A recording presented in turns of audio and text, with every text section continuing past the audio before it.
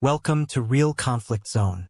Before we dive into tonight's story, I want to take a moment to thank each and every one of you for being here.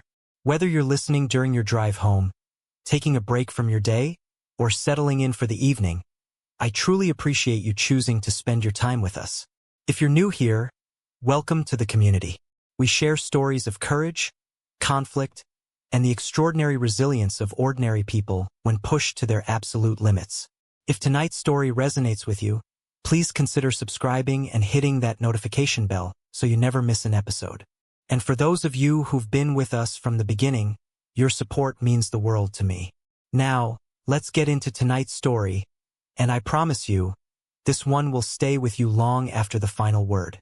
They thought she was just another old woman living alone on a forgotten farm. They thought wrong. This is the story of Colonel Sarah Mitchell, retired, though retirement was just a word on paper for someone like her. This is the story of what happens when arrogance meets experience, when cruelty encounters consequences, when a group of predators mistake a lioness for prey.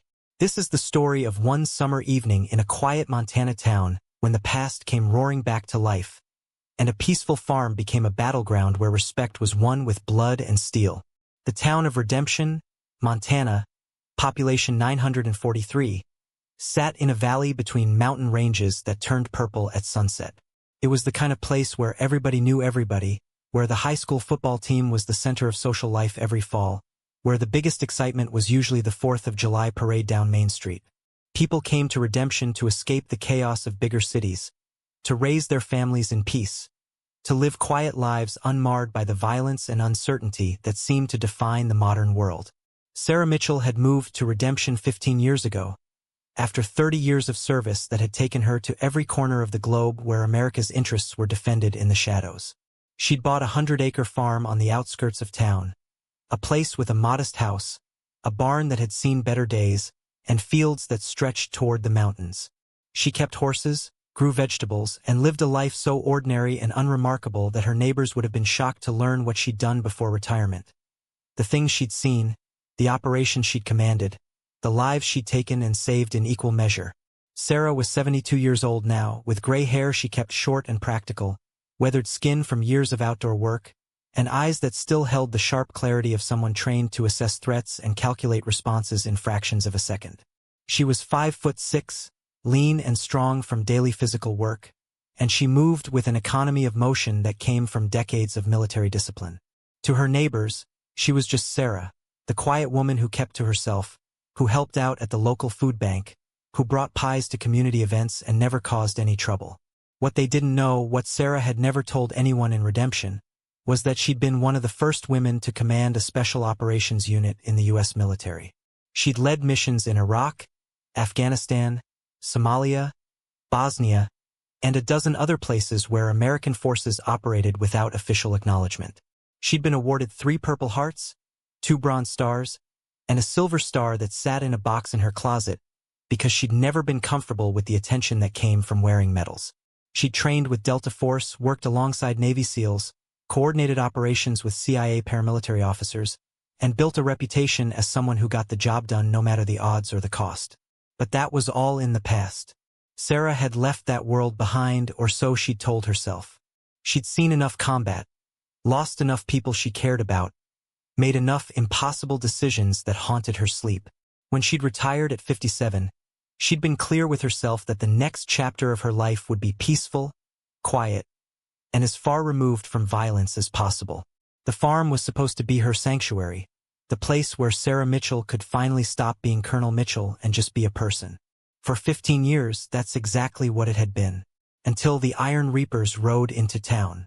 The Iron Reapers Motorcycle Club was everything wrong with the American biker culture distilled into one group. They weren't the kind of motorcycle enthusiasts who rode for the love of the open road, who formed communities around shared passion for their bikes. They were criminals who happened to ride motorcycles, a gang that used the outlaw biker image as a cover for drug trafficking, gun running, extortion, and violence. They had chapters across the western United States and the Montana chapter, led by a man who called himself Reaper, had been expanding their territory steadily over the past few years. Reaper was 46 years old, 6'3", 260 pounds of muscle, fat, and meanness. He had a shaved head, a beard that hung to his chest, tattoos covering every visible inch of skin, and a reputation for brutality that kept his chapter in line through fear. He'd done 2 stretches in federal prison, once for assault and once for weapons charges, and he'd come out both times meaner and more violent than before. He ran his chapter like a dictator, demanding absolute loyalty and punishing any sign of weakness or dissent with fists and boots and sometimes worse. The Montana chapter of the Iron Reapers had about 30 full members, with another 20 prospects and hangers-on who did the grunt work and hoped to eventually earn their patches. They operated out of a compound on the outskirts of a town about 60 miles from Redemption, a collection of buildings surrounded by chain-link fence and razor wire, where they conducted their business away from the eyes of law enforcement. They ran meth labs, distributed drugs throughout the region, collected protection money from legitimate businesses, and generally operated with impunity because local police departments were too small and underfunded to take them on directly. Reaper had heard about Redemption from one of his prospects, a local kid who'd mentioned that the town was completely unprotected. No serious police presence, no gangs, just regular people living their quiet lives. It was exactly the kind of place the Iron Reapers could expand into, set up a new distribution network, establish control without much resistance. And Reaper had decided that a good first step would be to ride into town with some of his men. Let the locals see them, establish a presence, make it clear that the Iron Reapers were here and that cooperation would be much easier than resistance. On a Friday evening in late July, as the sun was beginning its descent toward the mountains, 12 motorcycles rode into Redemption in formation, their engines growling like angry beasts, their riders dressed in leather vests covered in patches that proclaimed their allegiance to the Iron Reapers. They rode down Main Street, deliberately intimidating, deliberately loud, making sure every person on the sidewalk saw them and understood that something had changed in their quiet town. The local sheriff, a man named Tom Brennan who was 60 years old and 2 years from retirement, watched from his office window as the motorcycles passed. He felt his stomach tighten with worry, because he knew exactly who the Iron Reapers were, knew their reputation, and knew that his small department of 4 deputies wasn't equipped to handle a gang like this if they decided to make trouble. He made a mental note to call the state police to request support, but he also knew that by the time the state could respond to anything, it would probably be too late. The Iron Reapers rode through town for about 20 minutes, making their presence known, before Reaper decided they should find a place to stop, to make a more concrete statement about their arrival. He'd noticed on the way in that there was a farm just outside town, a nice spread with a house and barn, the kind of place that would serve as a perfect demonstration of what happened when people didn't show proper respect to the Iron Reapers. He led his group down the dirt road that led to Sarah Mitchell's farm, the motorcycles kicking up dust, the sound of their engines echoing across the fields. As they approached the farmhouse, Reaper saw an old woman working in the garden, and he smiled beneath his beard. This was going to be easy, a bit of fun to break up the monotony of the ride, a chance to show his guys how you establish dominance in a new territory. Sarah had heard the motorcycles approaching long before they arrived. She'd been weeding her tomato plants, her hands dirty from the soil, her mind focused on the simple pleasure of tending her garden. But the sound of those engines triggered something deep in her brain, some old instinct that recognized the approach of potential danger.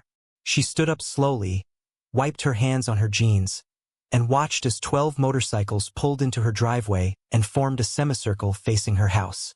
The riders dismounted, moving with the swagger of men who were used to intimidating people, who'd learned that size and aggression usually got them what they wanted. Reaper walked to the front of the group, looking at Sarah with undisguised contempt, seeing exactly what he'd expected to see. An old woman, alone, vulnerable, perfect. He introduced himself with exaggerated politeness, saying he and his boys were new to the area, just wanted to stop by and introduce themselves to the locals, wanted to make sure everybody understood that the Iron Reapers were here and that they expected cooperation and respect from the community. His tone made it clear that this wasn't a friendly introduction but a threat, thinly veiled, designed to intimidate and establish dominance. Sarah looked at him without expression, her weathered face giving nothing away, her eyes moving systematically across the group, counting numbers, noting weapons visible under jackets and vests, assessing threat levels and potential responses with the automatic precision of decades of training. She saw 12 men, all armed, most of them confident in that particular way that came from never having faced serious opposition. She saw Reaper, clearly the alpha, used to using his size and presence to dominate situations. She saw several younger men, prospects probably, trying to look tough but clearly nervous about what they were doing. Reaper continued talking, his words becoming more overtly threatening, saying that nice farms like this one needed protection, that accidents could happen, fires could start, animals could get hurt, unless of course the owner was smart enough to understand how things worked and was willing to pay a reasonable fee for the protection services the Iron Reapers could provide. His men laughed at this, enjoying the show, enjoying the fear they expected to see in the old woman's eyes. But Sarah's eyes showed no fear. She'd faced down enemy combatants in close-quarters firefights, had stared at death more times than she could count, had made life-and-death decisions under fire in situations where hesitation meant people died. A group of overgrown bullies on motorcycles didn't register on the scale of things that frightened Sarah Mitchell. She told Reaper politely but firmly that she wasn't interested in his protection services, that she'd lived peacefully in this town for 15 years and intended to continue doing so, and that he and his friends should leave her property. Her tone was calm, almost conversational, the tone of someone who was simply stating facts rather than trying to argue or plead. Reaper's smile disappeared. He wasn't used to being dismissed, especially not by old women who should know better than to show disrespect to the Iron Reapers. He stepped closer to Sarah, using his size to intimidate, looming over her in a way that had made plenty of people back down before. He told her she didn't understand the situation, that this wasn't a negotiation, that she was going to pay what they asked or things were going to get very unpleasant for her. Sarah looked up at him, and for just a moment, Reaper saw something in her eyes that made him hesitate, something that suggested this wasn't going to go the way he expected. But then the moment passed, and his anger at being challenged overcame whatever instinct had been trying to warn him. He reached out to grab Sarah's arm, intending to physically intimidate her, to make her understand that she wasn't in control of this situation. Sarah moved faster than a woman her age should have been able to move. She sidestepped Reaper's grab, her hand flashing out in a precise strike that hit a pressure point on his wrist, causing his hand to go numb and forcing him to stumble forward off balance. Before anyone could react, Sarah had stepped back to a safe distance, her stance shifting subtly into something that wouldn't have been obvious to civilians but that anyone with combat training would have recognized immediately as a fighting position. The other Iron Reapers tensed, hands moving toward weapons, the situation suddenly escalating from intimidation to potential violence. But Reaper held up his other hand, stopping them, his face flushed with anger and embarrassment at being made to look foolish in front of his men. He recovered his balance, shook feeling back into his numb hand, and stared at Sarah with murder in his eyes. He told her she'd just made the biggest mistake of her life, that nobody disrespected the Iron Reapers and got away with it, that she was going to learn what happened to people who didn't show proper respect. But instead of attacking immediately, instead of escalating to violence right there, Reaper made a decision. He was going to make an example of this old woman, but he was going to do it properly, with the full weight of his chapter, in a way that would send a message to the entire town about what happened when people defied the Iron Reapers.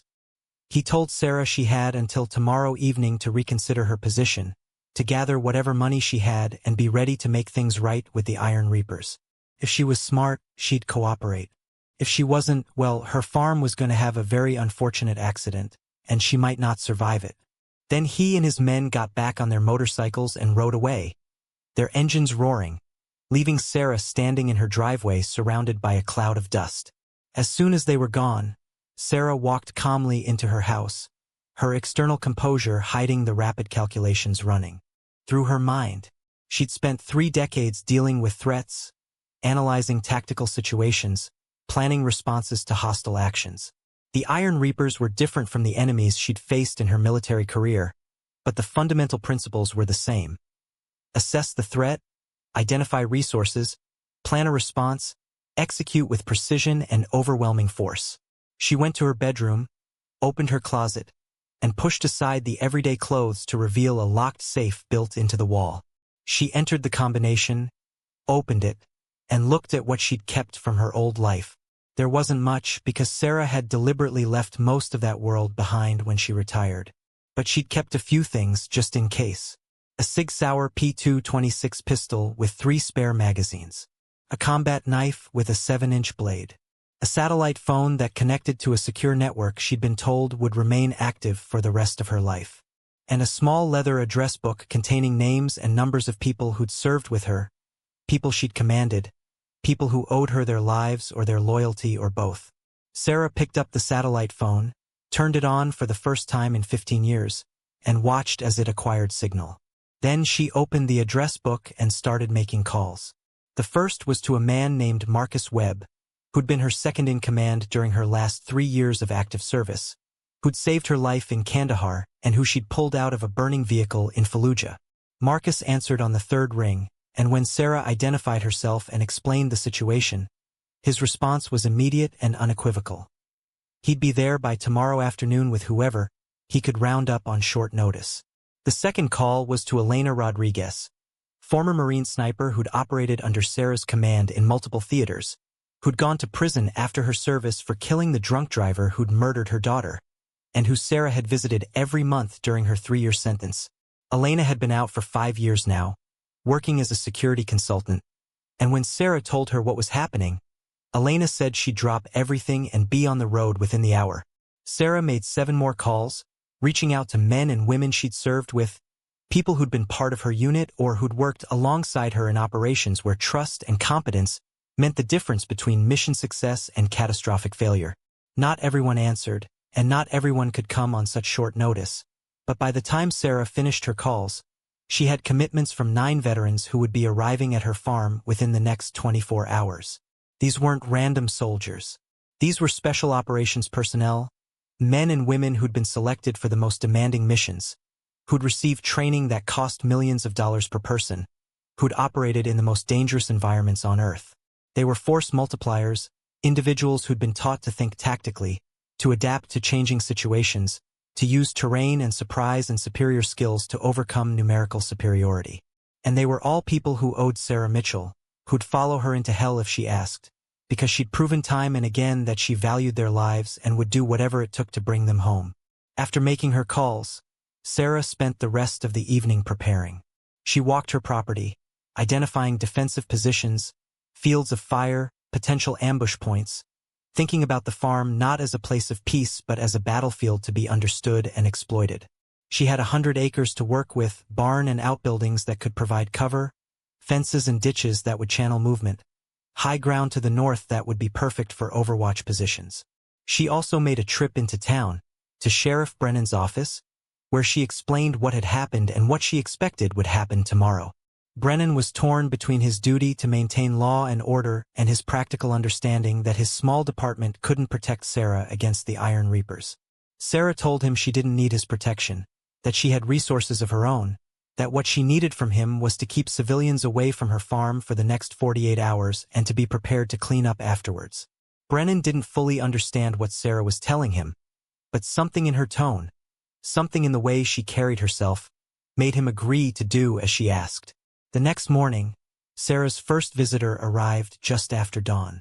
Marcus Webb pulled up in a dusty pickup truck, and when he stepped out, Sarah felt a wave of emotion she hadn't expected. Marcus was 60 years old now, retired from the military and working as a private security contractor, but he looked like he could still run 5 miles with a full pack. He was 6'2", lean and hard, with close-cropped gray hair and eyes that never stopped scanning his surroundings for threats. They embraced briefly, the kind of hug shared by old comrades who'd seen too much together to need words, and then Marcus unloaded his gear from the truck. He'd brought an arsenal, 2 rifles with high-powered optics, a shotgun, several pistols, body armor, communications equipment, and enough ammunition for a sustained firefight. Sarah showed him the property, walked him through her tactical assessment, and listened as Marcus added his own observations and suggestions. Over the next several hours, the others arrived. Elena Rodriguez came in a black SUV, her vehicle loaded with precision rifles and the kind of specialized equipment a professional sniper would use. She was 52 years old, 5'5", with dark hair streaked with gray and a face that would have been beautiful if not for the hardness in her eyes.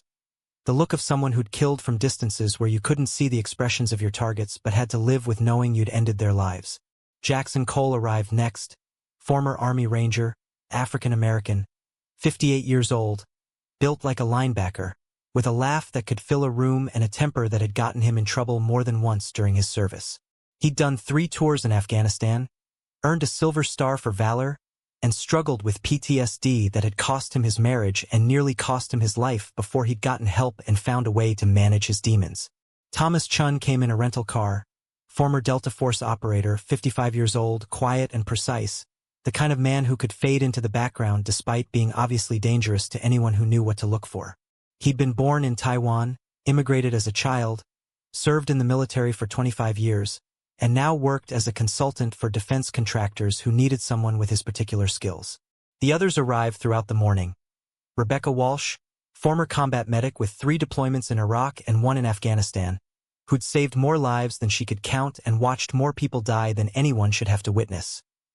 David Morrison, former Marine, demolitions expert, who'd lost his left hand to an IED in Ramadi and had replaced it with a prosthetic that he'd learned to use with frightening efficiency.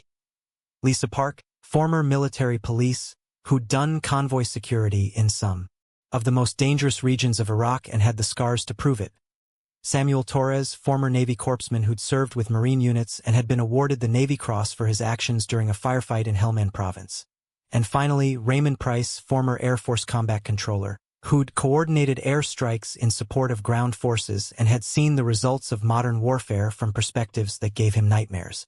9 veterans, 9 people who'd served their country in the most demanding circumstances imaginable, 9 individuals who'd each dealt with the transition from military to civilian life in different ways, with varying degrees of success. They'd all built new lives after their service, found jobs, started families, tried to move forward. But they all shared something fundamental.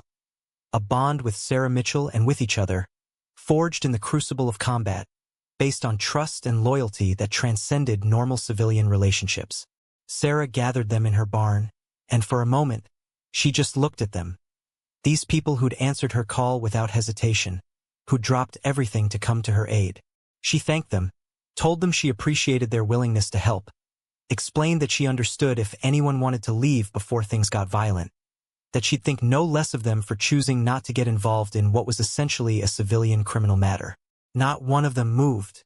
Marcus spoke for the group, saying that Sarah had commanded them through situations where death was certain unless they trusted her completely, and that trust hadn't expired just because they'd retired. They were here, they were committed, and they were going to make sure the Iron Reapers regretted the day they decided to threaten Colonel Sarah Mitchell. The rest of the morning was spent in preparation. Sarah laid out her tactical assessment, identified the defensive positions she'd selected, and listened as her veterans contributed their own expertise. Marcus and Thomas would take the high ground to the north, setting up an overwatch position with long-range rifles that would give them fields of fire covering most of the property. Elena would position herself in the barn loft with her precision rifle, covering the main approach to the house. Jackson and David would set up in defensive positions flanking the driveway, with interlocking fields of fire that would create a kill zone for anyone approaching the house. Rebecca would set up an aid station in the house, prepared to treat casualties. Lisa, Samuel, and Raymond would remain mobile, ready to respond to threats or reinforce positions as needed. They worked efficiently, these 9 veterans, moving with the practiced coordination of professionals who'd done this kind of work before. They established communication protocols, using the military-grade radio equipment Marcus had brought.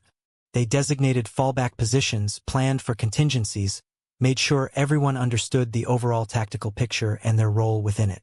Sarah watched them work and felt a fierce pride mixed with sadness, because these were her people, and she was proud of what they'd become. But she was also sad that circumstances had brought them back together in violence rather than peace. By early afternoon, the preparations were complete. The farm had been transformed from a peaceful rural property into a prepared defensive position, though casual observers wouldn't have noticed the changes. The veterans were in their positions, weapons ready, communications checked, waiting for the Iron Reapers to make their move. Sarah stood on her front porch, exactly where she'd been when the bikers had first arrived, waiting. She'd changed into practical clothes, cargo pants and a long-sleeved shirt that hid the body armor she wore underneath, boots instead of the work shoes she usually wore for gardening. Her pistol was in a holster on her belt, and she felt the familiar weight of it, the sense memory of carrying weapons into dangerous situations, the mental shift that happened when you prepared yourself for the possibility of killing or being killed. Around 4 in the afternoon, they heard the sound of motorcycles in the distance, growing louder as they approached.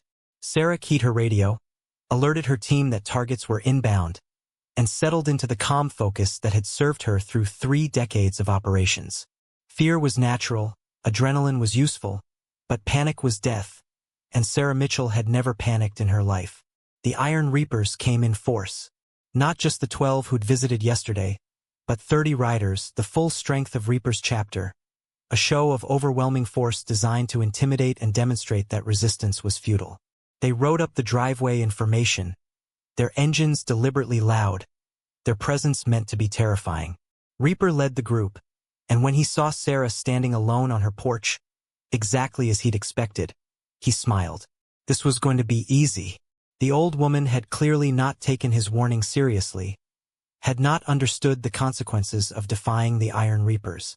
Well, she was about to learn, and the lesson would be permanent. He dismounted, and his men followed suit, spreading out in a semicircle that faced the house, hands on weapons, ready for violence. Reaper walked forward, and his body language was all aggression, all confidence, the swagger of someone who'd never lost a fight because he'd always made sure he had overwhelming advantages. He asked Sarah if she'd reconsidered, if she was ready to pay what she owed, if she understood now that cooperation was her only option. His tone made it clear he expected submission, expected fear, expected the old woman to crumble under the weight of 30 armed men who'd come to destroy her life. Sarah looked at him with the same calm expression she'd shown yesterday, and then she did something that confused him. She smiled. Not a nervous smile, not the false bravado of someone trying to hide fear, but a genuine smile of someone who knew something he didn't, who understood that the situation was completely different from what he believed. She told him he'd made a mistake, that he should have done his research before coming to her farm, that there were consequences for threatening people who knew how to fight back. And then, before Reaper could process what she was saying, Sarah raised her hand and made a simple gesture, a military hand signal that meant, engage targets. What happened next, the Iron Reapers would later describe as hell itself opening up around them. From the north, from positions they hadn't seen and couldn't have anticipated, Marcus and Thomas opened fire with precision rifles. Their shots carefully aimed to wound rather than kill, to disable rather than execute. 2 Iron Reapers went down immediately, screaming as bullets shattered their knees, taking them out of the fight without killing them. From the barn loft, Elena engaged targets with her precision rifle, each shot a carefully calculated hit on non-lethal but incapacitating areas. Another Iron Reaper went down, clutching his shoulder, his arm suddenly useless. The gang members panicked, scrambling for cover, trying to figure out where the shots were coming from. Their confidence evaporating as they realized they weren't facing one old woman, but a coordinated defensive position with multiple shooters. Jackson and David opened fire from their flanking positions, their weapons creating a crossfire that made the driveway a kill zone. They weren't shooting to kill either, at least not initially, following Sarah's orders to disable and intimidate rather than execute. But the effect was devastating. More Iron Reapers went down, some wounded, some simply throwing themselves to the ground in panic, all of them realizing that they'd walked into an ambush by professionals who were better armed, better trained, and better positioned than they'd ever anticipated. Reaper, to his credit, didn't panic. He'd been in firefights before, during his younger days before prison, and his instinct was to fight rather than flee. He pulled his pistol, trying to identify targets, trying to rally his men, screaming orders that were lost in the chaos of gunfire and screaming. But before he could do anything effective, Sarah drew her own pistol with a speed and precision that came from thousands of hours of training, and put 2 rounds into the ground at Reaper's feet, close enough that he felt the impacts, far enough that they didn't hit him. He looked up at her, and for the first time in a very long time, Reaper felt fear. Because the old woman standing on that porch wasn't panicking, wasn't even excited. She was calm, professional, and clearly in complete control of the situation. And behind him, his men were getting torn apart by an enemy he couldn't see, couldn't fight, couldn't even locate. Sarah called out a ceasefire, her voice carrying across the chaos, and instantly the shooting stopped. The sudden silence was almost as shocking as the gunfire had been. She told Reaper he had one chance to end this without anyone dying, that he and his men could leave right now, could get their wounded and go, and if they were smart, they'd never come back to Redemption or anywhere near her farm. Reaper looked around at his men. 8 were wounded, none critically but all effectively out of the fight. The rest were either on the ground taking cover or backing away toward their motorcycles, their bravado completely shattered. He'd brought 30 men to intimidate one old woman, and instead they'd been ambushed and decimated by an enemy they couldn't see or fight effectively. But Reaper's pride, his ego, the image he'd built of himself as someone who never backed down, wouldn't let him accept this humiliation. He made a decision that would cost several people their lives. He screamed at his men to fight, to return fire, to not be cowards, trying to rally them for a counterattack that might salvage something from this disaster. Some of his men, the ones who were too loyal or too stupid to recognize a losing situation, responded to his orders. They pulled weapons, started shooting blindly toward the barn and the house, not aiming at specific targets because they couldn't see any, just spraying bullets and hoping to hit something. And that's when Sarah's rules of engagement changed. She'd given them a chance to leave. They'd refused. Now she would give her veterans permission to do what they'd been trained to do, what they'd done in combat zones around the world, what they were unfortunately still very good at doing. She keyed her radio, gave a single order in the calm voice of a commander sending troops into battle. All stations, weapons free. Neutralize hostile targets. The response was immediate and devastating. Marcus and Thomas shifted from precision wounding shots to lethal force, their bullets finding center mass on targets who were actively shooting. Elena put rounds through the heads of Iron Reapers who were trying to flank the house, her shots so precise that each target dropped instantly. Jackson and David engaged with rifles and a shotgun respectively, their combined fire creating an impassable barrier between the Iron Reapers and any escape route. Lisa, Samuel, and Raymond moved out from their positions, flanking the Iron Reapers from unexpected angles, adding their fire to the coordinated assault. They moved like the professionals they were, communicating through hand signals and radio, coordinating their actions, ensuring they didn't shoot each other in the crossfire, methodically dismantling an enemy force that had vastly underestimated them. The firefight, if you could call it that, lasted less than 3 minutes. When it was over, 12 Iron Reapers were dead, another 15 were wounded with varying degrees of severity, and the remaining 3, including Reaper himself, had thrown down their weapons and were kneeling with their hands on their heads, surrendering to an enemy they'd never seen coming. Sarah walked down from her porch, her pistol still in her hand but pointed at the ground. She approached Reaper, who was kneeling in the dirt of her driveway, his face a mixture of shock, pain from a bullet wound in his leg, and the dawning realization of how catastrophically he'd miscalculated. She looked down at him, and when she spoke, her voice was calm and conversational, as if they were discussing the weather rather than the aftermath of a firefight that had left a dozen men dead. She told him she'd tried to give him a chance, that she'd offered him the opportunity to leave peacefully, that the deaths of his men were on him and his arrogance. She told him that in her 30 years of service, she'd learned that violence was sometimes necessary but never desirable, that good commanders tried to avoid bloodshed when possible, but when it became unavoidable, you committed to it completely and overwhelmingly. Reaper stared up at her, and through his pain and shock, he managed to ask the question that had been burning in his mind since the shooting started. "Who are you?" Sarah told him her name, her rank, told him she'd commanded special operations forces in more combat zones than he could probably name, told him she'd retired to this farm hoping for peace but that she'd never forgotten how to fight, how to plan, how to lead soldiers in combat. She also told him that every single person who'd just torn his gang apart was a veteran, men and women who'd served their country, who'd survived things that would have broken lesser people, who'd answered her call because loyalty meant something to them, because they understood that sometimes you had to fight for what was right, because they were tired of people like the Iron Reapers preying on innocent civilians who didn't have the training or resources to fight back. Then Sarah made a call to Sheriff Brennan, told him it was time to come to the farm, that the situation was resolved and he'd need ambulances for the wounded and the coroner for the dead. Brennan arrived 20 minutes later with his deputies and found a scene that looked like something out of a war zone.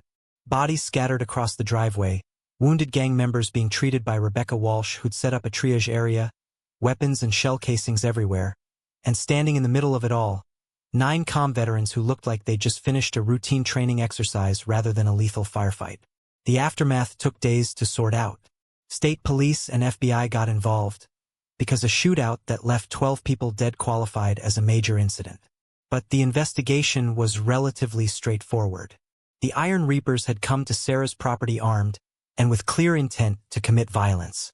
They'd been warned to leave and had refused. They'd opened fire first after being given multiple opportunities to disengage. Sarah and her veterans had acted in legitimate self-defense, on private property, against an armed force that had explicitly threatened them. The surviving Iron Reapers, including Reaper himself, were arrested and charged with a list of crimes that would ensure they spent the rest of their lives in prison. The investigation into their activities expanded to cover their entire operation, and within weeks, the Montana chapter of the Iron Reapers was completely dismantled, with additional members being arrested across the state. Sarah's veterans stayed at the farm for a week after the incident, helping clean up, giving statements to investigators, and spending time together in a way they hadn't since their service days.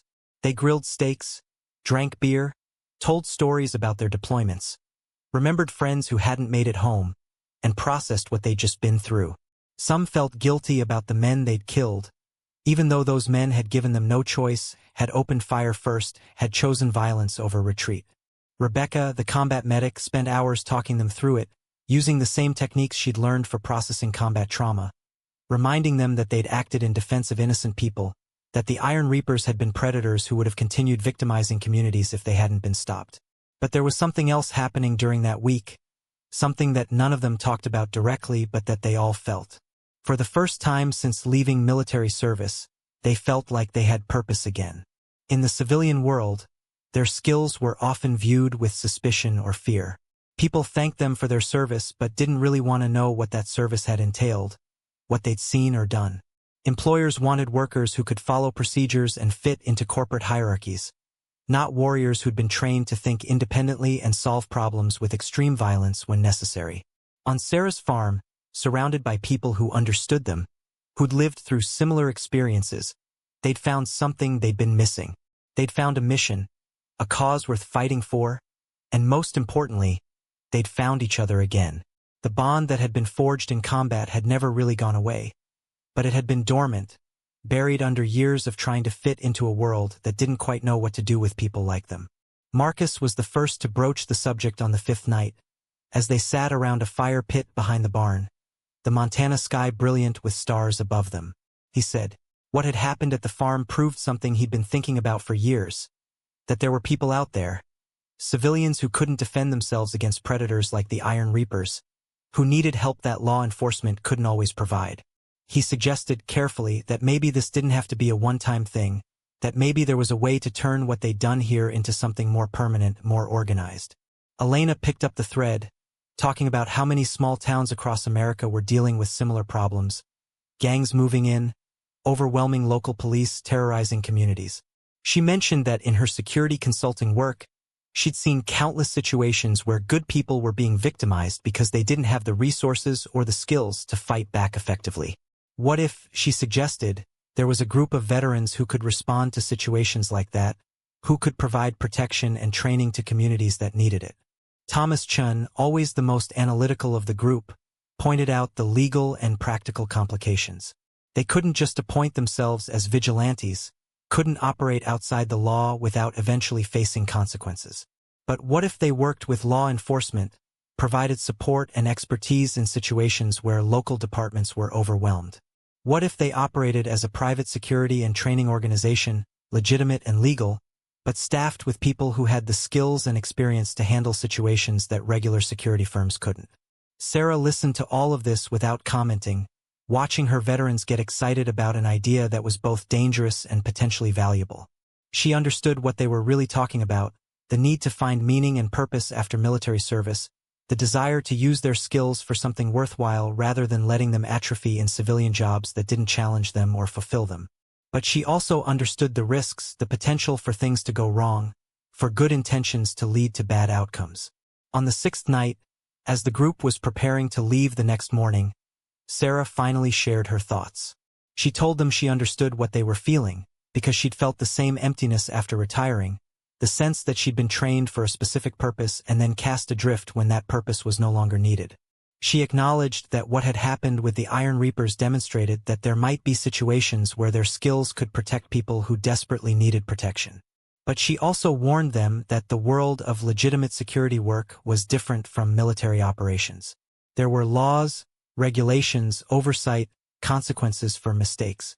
If they were going to do this, if they were going to create some kind of organization that could respond to situations like the one at her farm, they needed to do it right with proper legal structure, insurance, training protocols, and clear rules of engagement that would keep them on the right side of the law. She also told them something else, something she'd never shared during their military service. She told them about the operations that had haunted her the most, the times when she'd followed orders and done things that, in retrospect, she wasn't sure had been right. She told them about the toll that career had taken on her soul, the way violence became easier with repetition, the danger of starting to see force as the first solution rather than the last resort. She made them promise that if they were going to do this, they would always remember that they were protecting people, not punishing criminals, that their job was to defend the innocent rather than hunt the guilty. The conversation went on for hours, and by the time they finally called it a night, they'd agreed to at least explore the possibility. Marcus would research the legal requirements for starting a private security firm. Elena would reach out to her contacts in law enforcement to gauge interest in having a specialized response team available for situations where local departments needed support. Thomas would work on developing training protocols and standard operating procedures.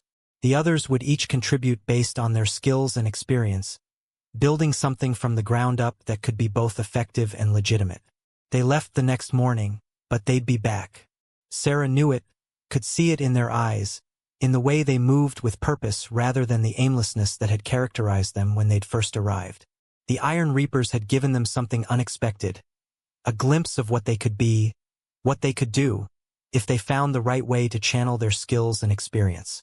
Sarah stood in her driveway, watching the vehicles disappear down the road, and felt a mixture of emotions.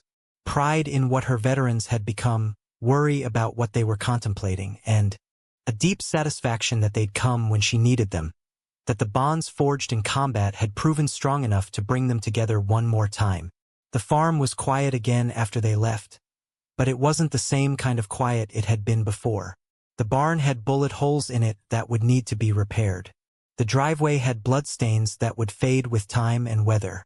The property held memories now that couldn't be erased, reminders that Sarah Mitchell's past had caught up with her peaceful present in ways she'd never anticipated. Sheriff Brennan came by a few days later, after the FBI and state police had finished their investigation and released the property. He sat at Sarah's kitchen table, drinking coffee she'd made, and they talked about what had happened, what it meant for the town, what it said about the world they lived in. Brennan told her he'd learned some things about her background during the investigation, enough to understand why the Iron Reapers had made such a catastrophic mistake when they'd chosen her farm for their demonstration of dominance. He asked her why she'd never mentioned her military service, why she'd lived in redemption for 15 years without anyone knowing she'd been a colonel in special operations.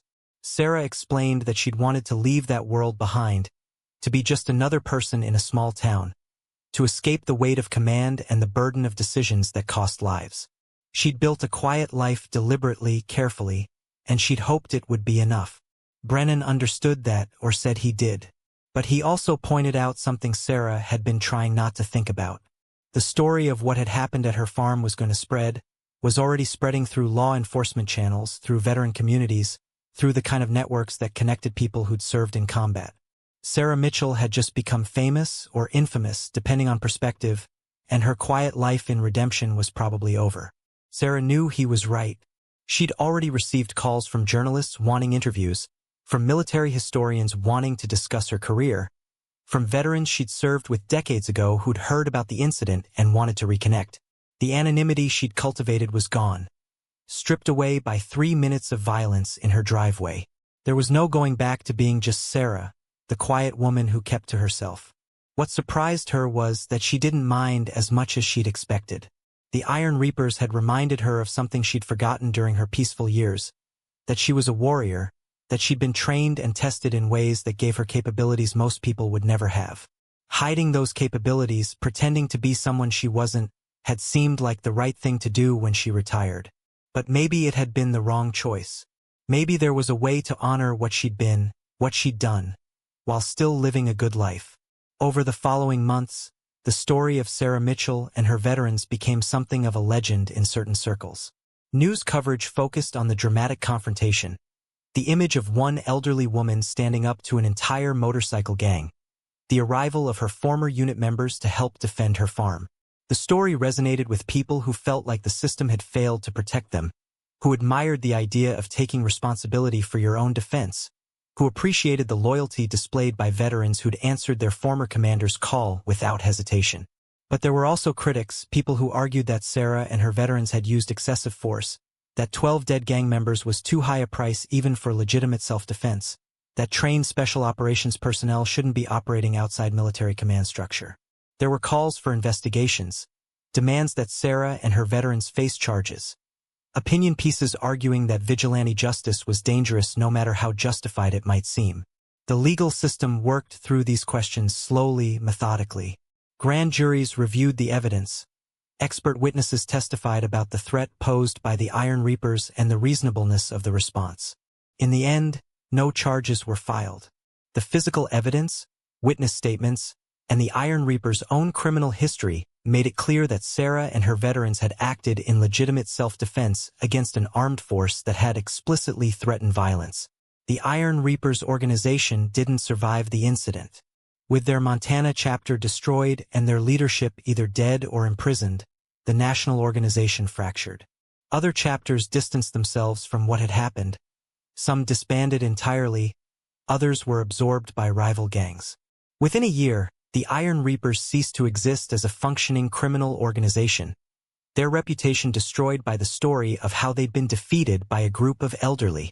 Her willingness to discuss these issues made her a voice that resonated with veterans who'd been struggling silently, who'd thought they had to hide their pain rather than acknowledge it and work through it. On a cool evening 3 years after the incident, Sarah sat on her porch with a cup of tea, watching the sun set over the mountains. The farm was peaceful, the only sounds the wind in the trees and the occasional whinny from the horses in the barn. She thought about the path her life had taken, the decisions she'd made, the things she'd seen and done. She thought about the young woman who'd joined the military so many years ago, looking for adventure and purpose, who'd proven herself in a male-dominated field, who'd risen through the ranks by being better, tougher, smarter than most of the men she'd served with. She thought about the colonel she'd become, commanding special operations forces in the world's most dangerous places, making life and death decisions that affected people she'd never meet, carrying responsibilities that had seemed crushing at the time. She thought about the retired veteran she tried to be, living quietly on a farm, hoping to escape her past and find peace in ordinary life. And she thought about who she was now, a woman who'd learned that you couldn't really escape your past, that the person you'd been shaped the person you became, that the skills and experiences you'd accumulated didn't disappear just because you wanted them to. The Iron Reapers had given her an unexpected gift, though they'd certainly never intended to. They'd forced her to confront who she really was, to acknowledge that she was still a warrior even in retirement, that she still had value and purpose beyond just existing peacefully. They'd brought her veterans back into her life, had shown her that the bonds formed in combat didn't expire, that loyalty and trust built in the crucible of shared danger could last a lifetime. Marcus pulled up in his truck as the last light was fading from the sky. He'd been in town meeting with Sheriff Brennan about a new training program Watchdog was developing for rural law enforcement agencies. He joined Sarah on the porch, and they sat in comfortable silence for a while, two old soldiers enjoying the peace they'd fought so hard to protect. Eventually, Marcus told her about a call he'd received from a sheriff in Wyoming, a small county being terrorized by a different criminal organization, a group running drugs and guns through remote areas where law enforcement resources were stretched impossibly thin. The sheriff had heard about Watchdog, about what they'd done in Montana, and he was asking for help. Marcus wanted to know if Sarah thought they should take the contract, if it fit with what they were trying to build, if it was the kind of situation where they could make a real difference. Sarah thought about it for a while before answering. She thought about the people in that Wyoming county who were living in fear, who didn't have the resources or the skills to protect themselves, who deserved better than to be prey for criminals who thought they were untouchable. She thought about her veterans, men and women who needed purpose and meaning, who had skills that could save lives if applied correctly, who deserved the chance to be heroes rather than being treated as problems to be managed. She told Marcus to take the contract, but to do it right. Work with local law enforcement. Follow all legal protocols. Use minimum necessary force. Focus on protection rather than punishment. She told him to make sure his people understood what they were getting into, that they had proper support systems in place, that they were prepared for the psychological cost of using violence even when it was justified. Marcus nodded, understanding all the things Sarah wasn't saying, the warnings based on decades of experience, the wisdom earned through mistakes and successes in equal measure. He thanked her, stood to leave, but paused at the porch steps and looked back. He told her something he'd been thinking for a while but hadn't known how to say, that the best thing she'd ever done wasn't any single mission or operation from her military career, but rather showing all of them that there was life after service, that their skills and experiences had value beyond warfare, that they could still be protectors and heroes even after they'd taken off the uniform. Sarah felt tears sting her eyes, unexpected and unwelcome, but she didn't try to hide them. She'd spent so many years wondering if she'd made the right choices, if the things she'd done had been worth the cost, if she'd served her country and her people in ways that mattered. Marcus's words suggested that maybe she had, that maybe her greatest contribution wasn't the classified operations that would never be publicly acknowledged, but rather the example she'd set for veterans who needed to see that there was a path forward. After Marcus left, Sarah sat on the porch for another hour, watching stars appear in the darkening sky. She thought about all the veterans who were struggling to find purpose after their service, who felt lost and disconnected in a civilian world that didn't understand them, who needed to know that their skills and experiences still had value. She thought about communities all across America that were dealing with threats they couldn't handle alone, that needed protection but couldn't afford traditional security services, that deserved better than to be abandoned to criminals and predators. And she thought about the unexpected way that one summer evening's confrontation with a motorcycle gang had changed everything, had brought her veterans back together, had shown them all that retirement didn't mean the end of their usefulness, that there were still battles worth fighting and people worth protecting. The Iron Reapers had ridden onto her farm expecting to find an easy victim, an old woman they could intimidate and exploit. Instead, they'd found a warrior who'd been waiting her entire retirement for a reason to remember who she really was. She hadn't gone looking for that fight, hadn't wanted violence or conflict. But when it came to her door, she'd met it with the same calm competence she'd shown throughout her career. And in doing so, she'd reminded herself and her veterans that they were still warriors, still protectors, still people who could make a difference when circumstances demanded it. The farm was peaceful again now, the violence of that day fading into memory, becoming part of the property's history rather than its present. But it was a different kind of peace than before, earned rather than given, maintained by strength rather than obscurity. Sarah Mitchell had learned that you couldn't hide from who you were, that your past shaped you even when you tried to leave it behind, that the best path forward was to acknowledge what you'd been and find ways to use those experiences for good. She finished her tea, stood up from the porch chair, and walked into her house. Tomorrow she'd work in the garden, tend to the horses, live the quiet life she'd chosen. But she'd do it with full acceptance of who she was, what she'd done, and what she could still do if circumstances demanded it. She was Sarah Mitchell, retired colonel, special operations commander, and survivor of more combat than most people could imagine. She was also a farmer, a neighbor, a mentor, and a woman who'd learned that you could be both warrior and peaceful civilian, that the two identities weren't mutually exclusive but rather complementary aspects of the same person. The story of what happened at her farm spread far beyond Montana, became part of military culture and veteran communities across the country. It was told in VA hospitals and veteran support groups, shared at reunions and memorial services, discussed in training courses and leadership seminars. The details changed with each telling, some versions embellishing the drama, others focusing on different aspects of the incident. But the core message remained consistent, that veterans had value beyond their active service, that the skills and experiences gained in military life could be applied to protecting civilians, that loyalty and courage didn't expire when you took off the uniform. For some veterans, the story was inspiration, proof that they could still make a difference, still be heroes, still use their training for good purposes. For others, it was a cautionary tale, a reminder of the thin line between protection and vigilantism, between legitimate self-defense and excessive force. For military historians, it became a case study in small unit tactics, in how proper training and leadership could overcome numerical superiority, in the importance of knowing your terrain and using it to maximum advantage. For Sarah Mitchell, it was simply a part of her life, one chapter in a long story that had taken her from young recruit to special operations commander to retired farmer to leader of veterans finding new purpose. She didn't think of herself as a hero or a legend, just as someone who'd done what needed to be done when the situation demanded it, who'd protected her home and her community using the skills she'd spent decades developing, who'd given her veterans a chance to be useful and valued again. Years passed. Watchdog Security Services continued to grow and evolve, expanding its mission to include not just security services but also veteran support programs, community outreach, and training for law enforcement agencies dealing with sophisticated criminal organizations.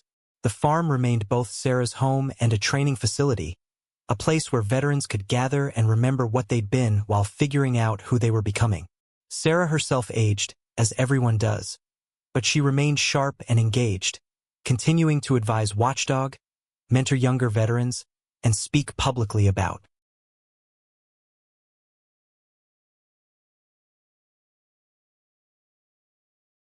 history into the community's collective consciousness, into her own mind where it lived alongside hundreds of other memories of violence and combat and impossible decisions made under pressure.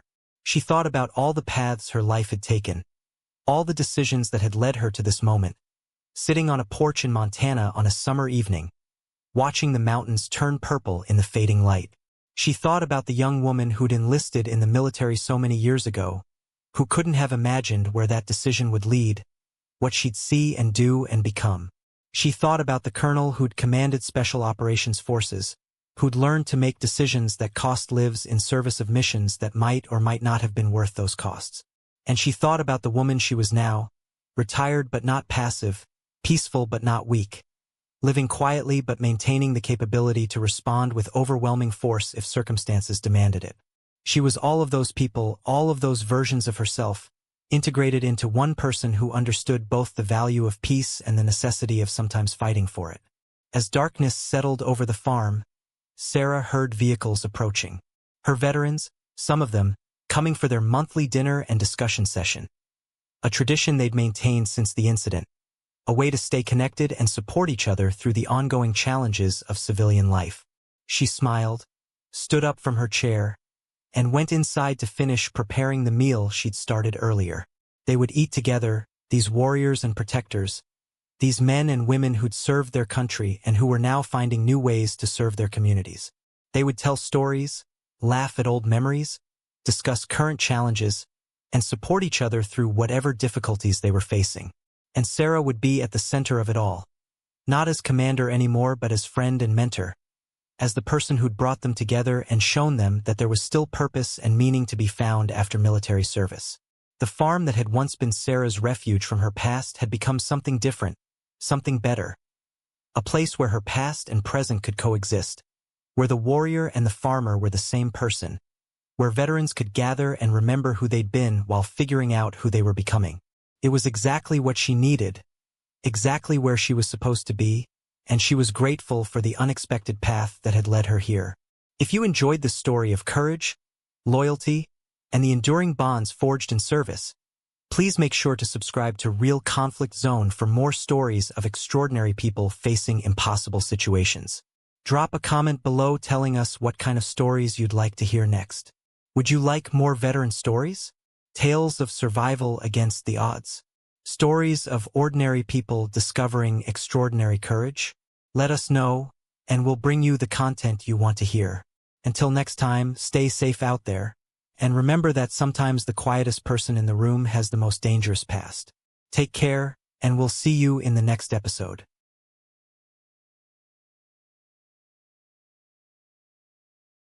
History into the community's collective consciousness, into her own mind where it lived alongside hundreds of other memories of violence and combat and impossible decisions made under pressure. She thought about all the paths her life had taken, all the decisions that had led her to this moment, sitting on a porch in Montana on a summer evening, watching the mountains turn purple in the fading light. She thought about the young woman who'd enlisted in the military so many years ago, who couldn't have imagined where that decision would lead, what she'd see and do and become. She thought about the colonel who'd commanded Special Operations Forces, who'd learned to make decisions that cost lives in service of missions that might or might not have been worth those costs. And she thought about the woman she was now, retired but not passive, peaceful but not weak, living quietly but maintaining the capability to respond with overwhelming force if circumstances demanded it. She was all of those people, all of those versions of herself, integrated into one person who understood both the value of peace and the necessity of sometimes fighting for it. As darkness settled over the farm, Sarah heard vehicles approaching. Her veterans, some of them, coming for their monthly dinner and discussion session.